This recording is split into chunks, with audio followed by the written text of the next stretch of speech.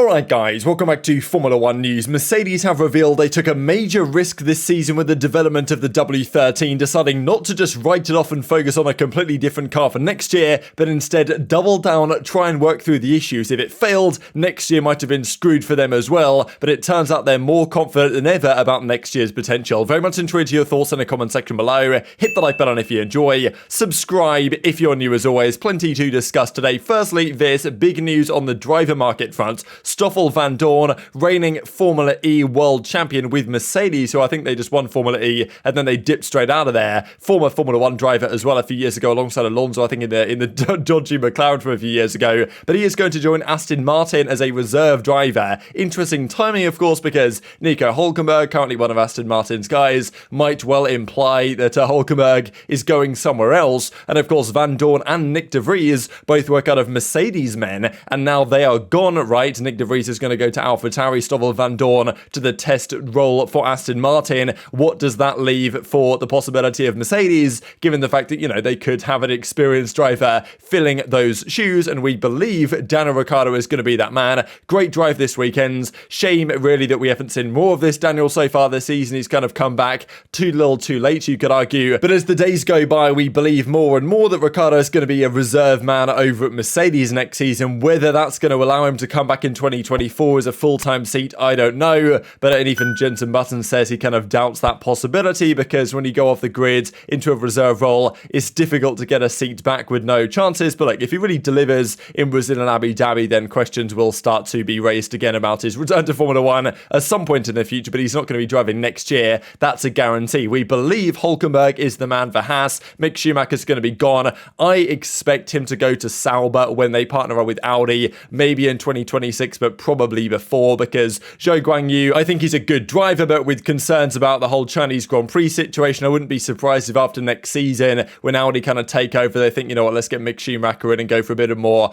German heritage. But yeah, Hülkenberg, we think it's going to go to Haas. Apparently, he's very optimistic about that deal going through, and negotiations are ongoing with the deal, apparently pretty close to being reached. So Mick Schumacher's probably going to be out of there. Hülkenberg's coming in, and that explains all the developments that we just looked at over the last couple of minutes. Let's talk the Mexican Grand Prix. Probably Mercedes' best chance this season of actually getting a victory. The first time all year, their car looked pretty much on par with the Red Bull. Hamilton's pace was about 0.2 of a second a lap off the Red Bull, but of course they were on drastically different tyre compounds. The Red Bull was on soft medium, the Mercedes was on medium hard. So you kind of iron out for those differences. The car was a pretty similar pace. We saw it all weekends. Whether there'd have been enough to actually make the overtake happen if Mercedes went for a different strategy, that's another question entirely, but it was probably their best chance at a victory. But obviously this man Max Verstappen got another win, his 14th win of the season. And it was interesting that Mercedes were so competitive here, just because historically their power unit hasn't been so good at the higher altitudes in Mexico. They got smoked by Red Bull here last year and Max Verstappen, and this year they were actually relatively closer, and clearly their upgrades are paying off. And yes, of course, the Mercedes is continuing to upgrade. They've brought new parts. Red Bull and Ferrari, we'll talk about Ferrari later today, have shut down the upgrades, and Mercedes are keeping to make progress, and the other teams kind of haven't yet. And also, Mercedes believe the technical directive. So we talked a few races ago from the Belgian Grand Prix when the technical directive came into effect, mainly targeting porpoising and making sure that the bouncing isn't too bad.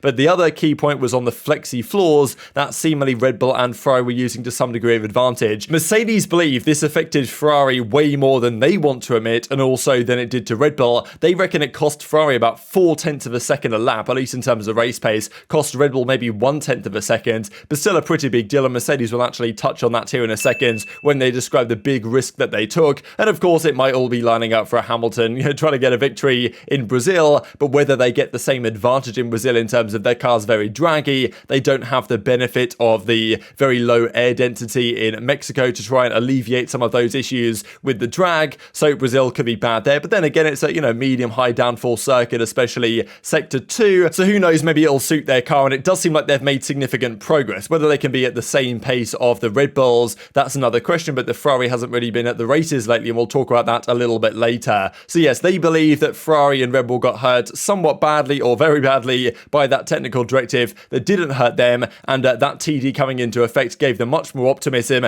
about the potential of this concept ride. When it was announced that this zero pod concept was coming through, when the pictures are arriving, it was like, wow, this is a crazy innovation, and many people thought, this is going to lock in the advantage for years to come. Turned out not the case at all. Mercedes struggled all season until they made some upgrades that worked, and then they had some optimism that seemingly this concept will be sticking around. This was the quote that came out from Mercedes here. Initially, we should have closed the understanding of the W13 back in May, working at full speed on a completely different W14. That was one approach. They could just have said, you know what, this car's terrible, let's chalk it up, next year we'll copy the Red Bull, do whatever it takes, get the understanding in, and go down a completely different route and not commit to this design. So that was one option for Mercedes. They decided, though, to take a massive risk, and that was based on what they saw in effectively June, July. I think actually it's the second tweet here that says, however, we decided to give ourselves July as the deadline because we had made a few steps forward with the first upgrade packages, although still very small respects, like compared to expectations, right? So these were then the results that were happening at the time. You guys, of course, can see a fair bit of Mercedes kind of silver and blue here in third for a couple of races, but largely this was helped by DNFs, right? I mean, Bahrain, the only reason why they got third really was both Red Bulls DNFing, then Australia, similar story, right? With Verstappen and Sainz DNFing in that race, and then even when we saw Hamilton was trying all these wacky setups and upgrades and stuff and was qualifying badly, like there was just no pace to get through the field. We saw that at Imola, right? We saw that at Saudi Arabia, that there was just nothing Hamilton could really do to fight back on what he was running for those particular weekends. Miami and Saudi Arabia just showed the true pace of the Mercedes at the time, and then Monaco was a similar story, as was Azerbaijan, where again they'd have been 5th, 6th, if not for all those DNFs. Then finally at Canada, Great Britain, and this is around the time that they're talking about, they started to see some benefits of their upgrades. Hamilton was only about 3/10 off the leader's pace back at the Silverstone Grand Prix. There was a chance for him to even win it there. He got the fastest lap at the end, of course. And Mercedes, after that race, said, you know what, these upgrades actually kind of did what we expected them to do. Then Austria, all of a sudden it looked like they were going to fight for pole position before both of them crashed in Q3. Then France, yes, there was still some luck with DNFs from Leclerc and such, and Sainz and various strategy calls from Ferrari, but finally they were getting second. Hamilton got a couple of seconds. Then Belgium kind of went backwards a little bit. Then, you know, of course, Zandvoort was one of their best chances for a win as well. So by the time it got to that point in the season, Mercedes saw potential in the W13 and decided to double down. As they say here, we took a big risk because if we hadn't found the answers we were looking for, we would have had to start working on the W14 next year's car in September with no solid foundation to start with. The team, however, unlocked potential in the W13. Just between May and July, we found most of the answers we were looking for, and that allowed us to never abandon this year's car. Then in Belgium came that technical directive we were discussing, which eliminated an important grey area, that of course referring to those flexi floors that Mercedes were not using and Red Bull and Ferrari, clearly Ferrari were, that we had not thought of in the design phase and that we believe favoured us, especially against Ferrari. So interesting that they revealed this really, that they were looking at just abandoning this year's car and saying, you know what, it's rubbish, chalk it up, let's just do something completely different for next year, copy the Ferrari, copy the Red Bull, whatever it takes to kind of get a decent car. But they thought, you know what, they still have faith in this design, they doubled down and have done way more upgrades really than many of the other teams have. It makes sense that they're more in the fight now than they were before. Other teams have kind of called it a day with respect to a lot of their upgrades, but still, Mercedes are bringing further upgrades really just to extend their understanding. And when they started developing next year's car in September, you'd imagine that at that point they had quite a degree of confidence that this design can actually work. So probably what this means is that they're more confident than ever in next year's car it's going to be good because they've brought more upgrades, they understand more about this philosophy. But what it also seemingly means for certain is that next year's philosophy is going to double down to some degree on this year's car design. And that's always a question we've wondered for quite some time this season. Will they stick to the no side pods or the zero pod concept? Will they make a car that looks completely different? They're probably going to stick with it, and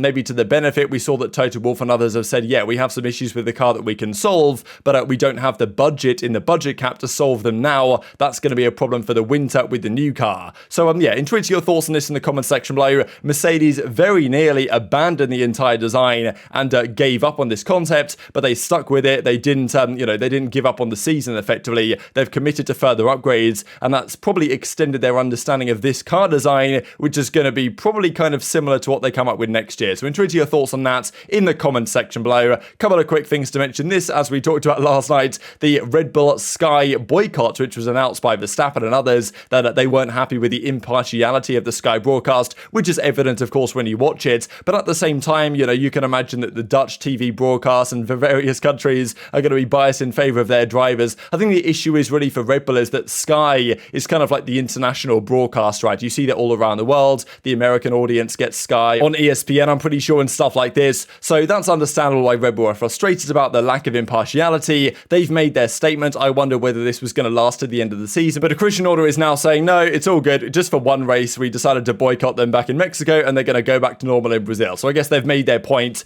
and the Sky interviews will return in due course. But still, the questions in the media discussions will be there over the coming weeks and months, I'm sure. But very much intrigued to your thoughts on all this stuff in the comment section below. Hit the like button if you enjoyed. Subscribe if you're new. Take care, and I'll see you next time.